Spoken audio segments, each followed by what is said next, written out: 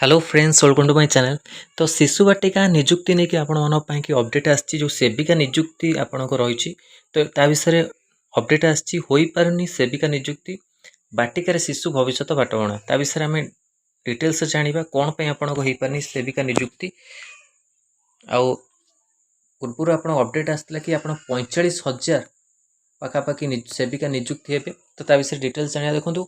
यहाँ भद्रक स्कूल खोली बाटिका शिशु बाटिका 5 वर्षर शिशु को नाम लिखाऊ अंगनवाड़ी 5 वर्ष पूरी शिशु मैंने प्राथमिक स्कूल जी निज नाम लिखाइबा जहाँ को जातीय शिक्षा नीति 2020 नीति अनुଯାयी एम को एवं स्कूल एक वर्ष रहा प्रथम श्रेणी नाम लिखाइबे। एभली निष्पत्ति पर भद्रक जिले में 23,057 जड़े शिशु बाटिका नाम लिखाई एम बसी श्रेणी गृहर अभाव देखा पढ़ाइबा को कहीं ना स्कूल शिक्षक यही बाटिका शिशु को नहीं चापर रोच। भद्रक जिले में 7 नंबर ब्लॉक रे 138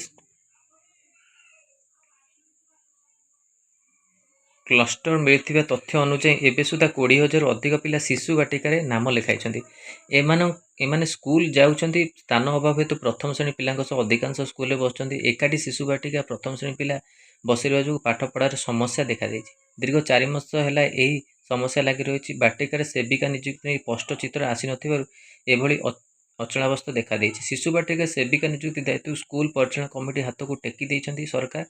यह नहीं एवं प्रति प्राथमिक स्कूल छकापंजा आरंभ होइछि। निज सामर्थ्य को रखा एक रकम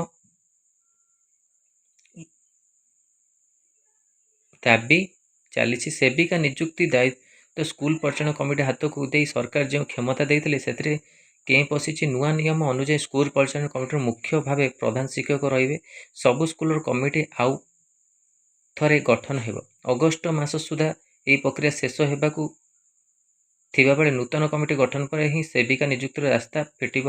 एणु ता पूर्व कौन निष्पत्ति हो पार ना बोली जमापड़ी। जातीय शिक्षा नीति अनुଯାयी 5 वर्ष पिला शिशु बाटिकार आडमिशन करा समेत से बौद्धिक विकास होगा नहीं प्रशिक्षण दिज्व। तो शिशु बाटिकार ये जो अपडेट आपण को आसी तो यही आपण को पानी शिशु बाटिका बहुत जिले में आपण कौन श्रेणी गृहर अभाव रही तो आगुरी आप डिक्लेयर हो जाए कि सब आपणकर सरकार द्वारा किसी है तो आपको आपणकर कौन सरकार जो क्षमता देते प्राथमिक आपण स्कूल परिचालन कमिटी को दि जाइए हाथ को। तो आगू को आप कौन निजुक्ति आसपर ये सब कम हो सारापर